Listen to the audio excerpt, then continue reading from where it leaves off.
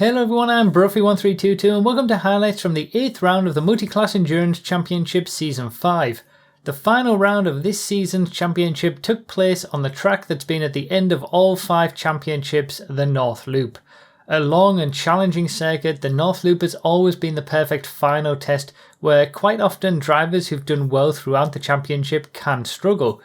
We utilised the multi-class playlist glitch to be able to run a proper multi-class race this time, with GT1 drivers using Supers class cars and GT2 and GT3 drivers using Sports class cars to give us our Racecars class. GT1 drivers for this race were in the Emerus, with GT2 drivers in the Itali GTO and GT3 drivers in the Comet Retro Custom. If you want to watch live coverage of all the races either before or after you've watched this roundup, check the description or pinned comment for videos that do just that, and for all the information that you need about the championship including past seasons, full calendar, rules and regulations and more, check the description and pinned comment for all the links that you may need. So for the final round, everybody starts in championship position on the grid, so as our already confirmed champion Ryan, he got away well from pole position with Flaming taking second in the first few corners. Ryan was then able to drive away at the front, even though Merfos, who did start further back on the grid because he came into the championship later on, he was able to catch throughout the race. When you look at the gaps between the top two early on and then at the line, but ultimately he wasn't able to do enough in the traffic, and Ryan took the win a few seconds ahead of Merfos, who had another good race to finish up in second place and finished actually in second place in all of his 4 races in the final half of the championship. Young Bright Hawk had a pretty bad start off the grid, but was able to recover well from that and take the final podium spot there. So obviously good job to all our GT1 drivers this season. They've given us some great races, and especially Ryan has done very well to take that championship. Now for PS4 GT2 we had, as is always the case, the 2 championship contenders starting in the top 2 positions on the grid, and GT driver who was in second place coming into this race actually got the jump off the line, getting into the lead of the race. But the way that the championship worked out on PS4 is that GT driver essentially had to win, but Brady had to finish quite far down the order, sort of 4th position or lower. Ultimately that didn't really matter because Brady was able to get the overtake later on around the first lap and then dominated the race from there on out. Didn't really look back from that point on. Behind though, there was a pretty crazy battle with lots of changing of position. But with Sherrod disconnecting, and he did have some good pace before that, unfortunately, Smash Crash, who hadn't had some of the best races since he came into the championship from round 6 onwards, he had some incredible pace throughout the race and put in a really, really good performance to take second place, before we had a last lap battle over 3rd place between regular drivers TS Nobody, GT Driver and AG 25 2014, which we'll see. I had a fairly muted final race and just brought it home in 6th, with my lack of time to practice as much as some of these other guys, showing through more here than in other races in the championship. I think I'm still proud of my podium in each GT on each platform this season, and looking back, I'm happy with the good races that I managed to get out of this, given my lack of practice and competitive driving in the last 2 years, even if my overall performance, in my opinion, wasn't really up to standard. But there's at least some positives to take from a championship like this. But yeah, this is the battle coming around the final few corners of the final lap of the race over 3rd place and the final podium spot between these 3 drivers, and they gave us a great showing. But ultimately, in the end, Brady took the final victory to win the championship in style, and well deserved after showing some incredible improvements since his performances in Season 4, with, as I said, Smash Crash getting second place and then AG managing to get that final podium spot ahead of GT Driver and TS Nobody. In the end, when you look at the times, I wasn't actually too far behind those 3 who were fighting over the final podium spot, but yeah, it was kind of a muted final race for me. When it comes to the PS4 GT3 Championship, we had again the two championship contenders on the front row and level on points coming into this final race. Shady actually got a bad start off the line, and Diglett was able to take the lead around the first few corners, as we'll see. Shady just makes a little bit of a mistake there. Horse Demo actually gets up into the lead first of all, then Diglett gets the run on Shady going up the main shed section, sort of straight, I guess you could call it, and then is able to take the lead away from Horst going into the first left-hander as well, and Shady actually drops down to 4th place. So at this point, as the championship stood, if the championship was to end on this lap at this moment, Diglett would have taken the GT3 championship. But as is always the case, we've got a 90-minute race to do before that. Shady recovers to 3rd place, as we can see there, and then we basically have a three-way fight over the first couple of laps between Horst, who's in the lead, Diglett in 2nd, and Shady Fruit, who's in 3rd. Diglett makes a little bit of a mistake coming into the right-hander there. That gives Horst the lead back. If the championship was to finish now, Shady Fruit would take the championship because there isn't enough of a points difference based on best 7 rounds for Diglett to take it. But ultimately it didn't matter because around the end of the first lap, Diglett makes a mistake and runs wide there, and that gives Shady Fruit the position, and obviously at that point the championship win, and he and Horst Demo start battling it out for the victory as they pull away from the rest of the field. Unfortunately for Horst Demo, Shady does manage to actually take that victory. Horst is right there behind him. It all kind of happens through the pit stops, and it's a very, very close finish with Horst only about 1.5 seconds behind from taking his first victory of the season. So that was kind of unfortunate, but it was still a great drive to 2nd place from Horst. And we had Obst for the Riches Majestic team recovering very well after a pretty bad start, and the crash that we saw earlier on in the video to take the final podium spot in 3rd place. So Shady Fruit emulates Brady and wins the GT3 championship with a win in the final race, and this is how the championship standings finish for the PS4 side, taking into account the best 7 results out of the 8 rounds that we did. When it comes to the teams championship, the Richards Majestic team of Ryan W1, AG25 2014 and Obst took the team's championship away from Presivex with some excellent performances in the second half of the season from the GT2 and GT3 drivers to back up Ryan's GT1 championship winning season. So very well done to them. When it comes to Xbox One GT1, we had the championship obviously was all decided from round 6, just like it was on PS4, with Blaze taking the championship victory. But at the start of the race, Trumpet actually got into an early lead by getting a good start from 2nd place on the grid.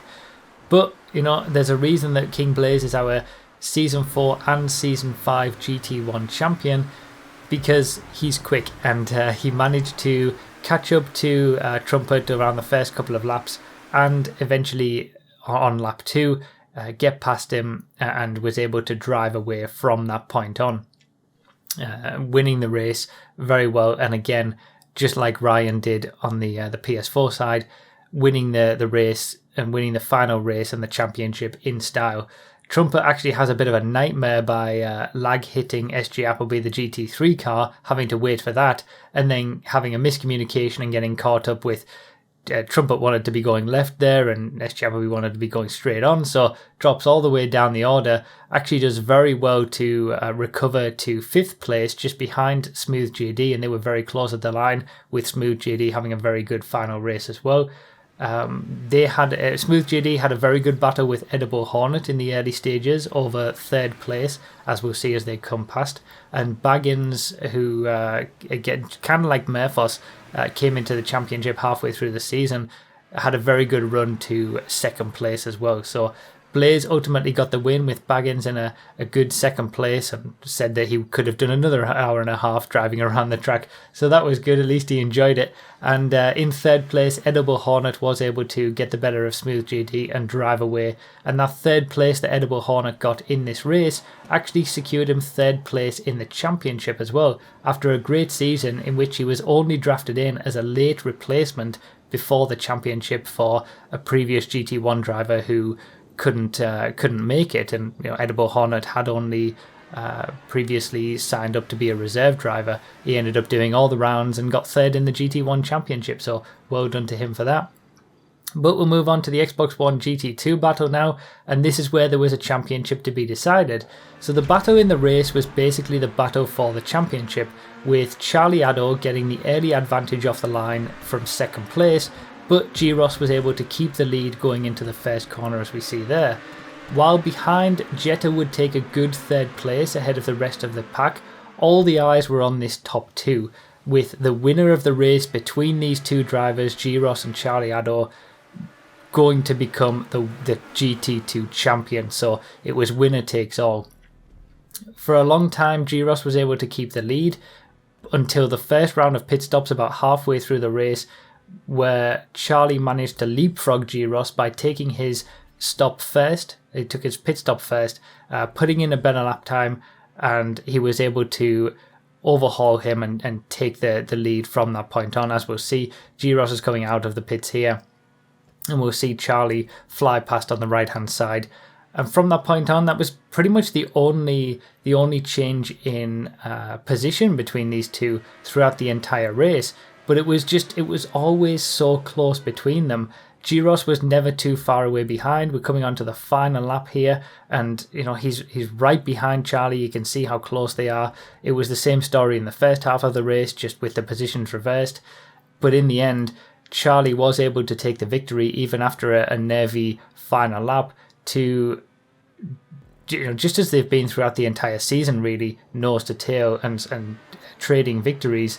Charlie was able to take the victory by just over 1 second in the race, and that meant that he took the GT2 championship by 2 points. Very close between them, and well done to both those guys, and so close to it being the opposite way around. With the Xbox One GT3 Championship already decided last week as well, it was all once again for glory, and Sefsi, who was our secondary championship GT5 champion, who also reserved in round 6, was also reserving here, and he actually got a great start to go from starting last place, because and it was based on championship order and he'd only done one reserve race. He started from last place and got to second place in the first minute of the race, behind RDT, who took the lead when Major Copyright crashed from pole position in the first few corners. So Sefsi then was able to take the lead away from RDT around halfway through the first lap, and he started to pull away very impressively, and he looked set for his first victory after coming up through the ranks in the secondary championship, but he cruelly disconnected 2/3 of the way through the race. Such a shame. And that left Major Copyright, who'd had a bad start but had recovered well and was making up the positions and was actually starting to make inroads into Sefsi's lead when he got up into second place. That left him to take another victory after RJ Slow once again disconnected before the race got started for the second week in a row.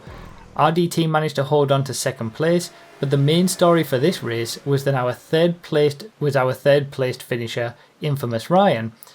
Infamous Ryan is a man who'd raced in the championship since season 2, and who, before this race, had the unfortunate title of being the driver with the most MCEC appearances, with 36, without a single podium. And in his 37th race, the final MCEC race ever, he managed it. He got that podium position, which was a nice fairy tale end to the season for Xbox One GT3. So well done to Infamous Ryan getting his first podium in his 37th and final race.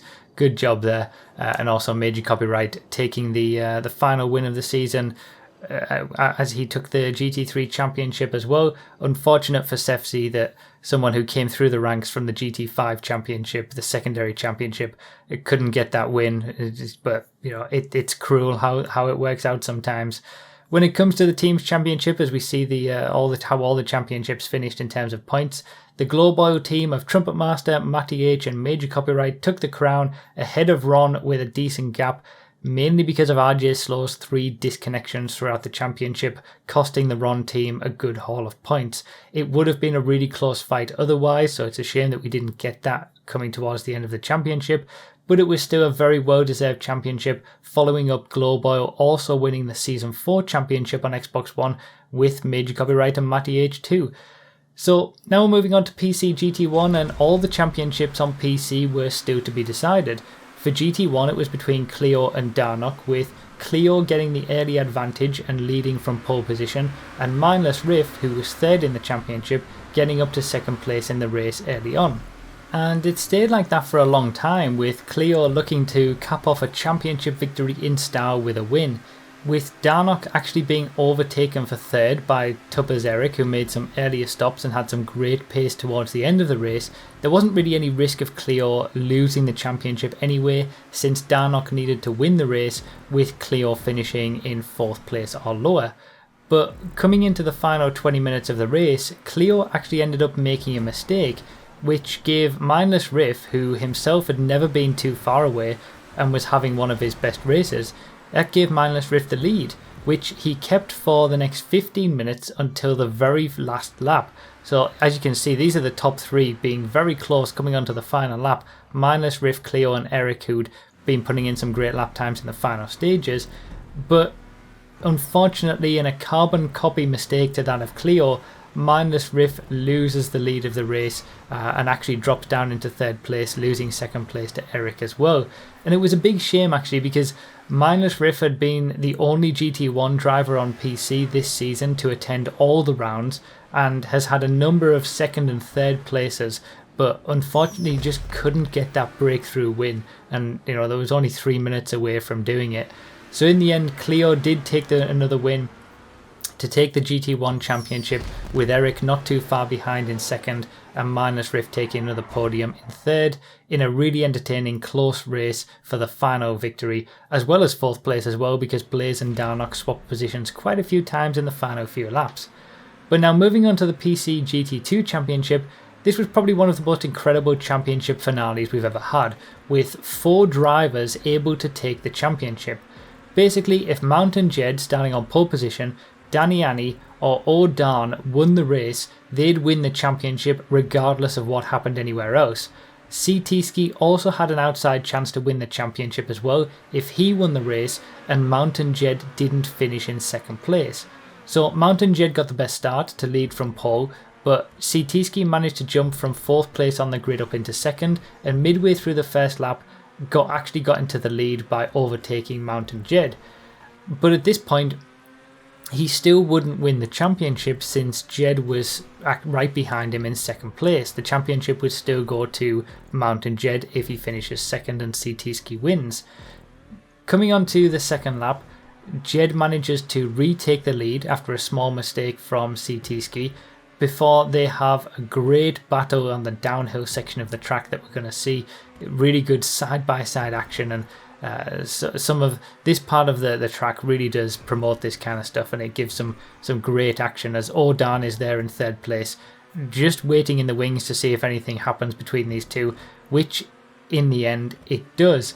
They come together towards the end of this downhill section and crash each other out, which gave O'Darn the lead of the race. So up until this point, Mountain Jed was winning the championship, but if it finished right now, O'Darn would actually be taking the championship. CT-Ski wasn't done though, and after getting ahead of Danny Annie, who'd also overtaken him after that crash, he set about chasing down O'Darn now that he was in 2nd place, which he did very effectively and put on the pressure quite well to O'Darn. He had some great pace and great consistency, CT-Ski, in this race, and he put on the pressure enough until O'Darn made a small mistake and hit the outside barrier of the fast right-hander on lap 4, and at that point CT-Ski never looked back and was able to gradually pull away. But the difference this time is that because Darn was able to recover and keep 2nd place, that meant that Mountain Jed wasn't in 2nd place, and that meant that CT-Ski would win the championship. So we've had 3 different people winning the championship just in the course of this race. In the end, that is how it all turned out, because Sitijski was able to gradually pull away from Odan, as Odan himself pulled away from the rest of the pack, having a great battle over third between Mountain Jed, Daniani and reserve driver Hizen, which Danny eventually got the better of. But ultimately by the end, Sitijski ran out an excellent winner of the race and took an unlikely GT2 championship as well, becoming the only driver in MCEC history to win a championship after coming into it as a late replacement. He actually did less than the number of point scoring rounds that were available. He only completed 6 races this season out of 8, with the best 7 results counting by the end. So big congratulations to him for winning the GT2 championship by 1 point over Odan, and with only 5 points separating the top 4 in the end, PC GT2 really did give us a great show this season. So when it comes to the GT3 championship on PC, it was a straight fight between Berserker and Beta 1 Hit, with Berserker needing to win this race and have Beta 1 Hit not finish in second to take the championship. But it was all over in the first minute of the race, as Berserker misjudged a gap that was available, trying to take the lead away from Beta 1 Hit, hitting a bump and losing control of the car, dumping it into the river. He was able to recover very well from that point on and get some overtakes through a just better pace and a good pit stop strategy to take second place, and close the gap to Beta 1 Hit pretty well too by the end. But ultimately he couldn't take the victory, and Beta 1 Hit took the championship victory with a race win as well, with Berserker coming home in second and Large Soda taking another good podium. So it was really interesting to see how the championships sorted themselves out. But ultimately, even if Berserker had managed to take the lead of the race, Beta 1 Hit looked unlikely to finish anywhere other than second in that event anyway. So as we're going to see the individual championships and how they finished, there was quite an amazing quirk with the team's championship on PC, which has been very, very close all the way through the season. In the end, the Ron Racing team of Mindless Riff, Ducati Doctor and Beta 1 Hit took the team's championship by just 1 point over LSDWP. And you might remember from the round 7 video, that 1 point that they won the team's championship with was the 1 extra point Ducati Doctor fought so hard for to catch up a 50-second gap so that he finished 8th instead of 9th in that race after all his USB devices failed and took him out of the lead of the race overall. So it really goes to show how every point counts, since had the teams finished level on points, LSDWP would have taken the championship with a better highest point score in a single round. It's amazing how these things work out, and amazing that that hour and a half of driving from Ducati Doctor to close the gap just to finish 8th instead of 9th after being 50 seconds behind won the team's championship for Ron and his team. So pretty incredible. When it comes to the overall championship, Globe Oil were uncontested at the top, had a great season across all the platforms, and they did very, very well to close out the team's championship overall, taking into account all the points from all the championships. And interestingly enough, the 24/7 team actually finished in 4th place in every single championship on PS4, PC, Xbox One and overall. 24/7 they finished 4th. Also a good job to Ron and Presivex, 2 very old teams from season 1, getting 2nd and 3rd in the order for the overall teams championship as well. So that's it for round 8 of the Multi-Class Endurance Championship Season 5 and the Multi-Class Endurance Championship as a whole. I'd like to take this opportunity to say thank you to all the drivers who participated in the championship, especially those who made it to all 8 rounds, as well as a massive thank you to all those who helped run the championship as well. You're going to see all sorts of names on the screen right now, from race organisers to pit watchers, cameramen and more. Without them, this wouldn't have even happened, so a big thank you to all the people who've made this be possible in the first place. And also thanks to all of you for so much for watching and enjoying this championship over the last 6 years. It's been hard sometimes, and bringing things to you via streams and videos certainly takes its toll on me, but it's worth it when you all enjoy it. There will be one more video for Season 5 going over some of the best pre-race shenanigans from this season, as well as one more live coverage video of my first participation ever in the secondary championship when I raced in the finale on PC, which turned out to be a really great race, so I definitely recommend watching that when you see it in your sub boxes. But beyond that, that's us done for the MCEC. Thank you all so much for watching, I really do appreciate it, and I'll see you next time.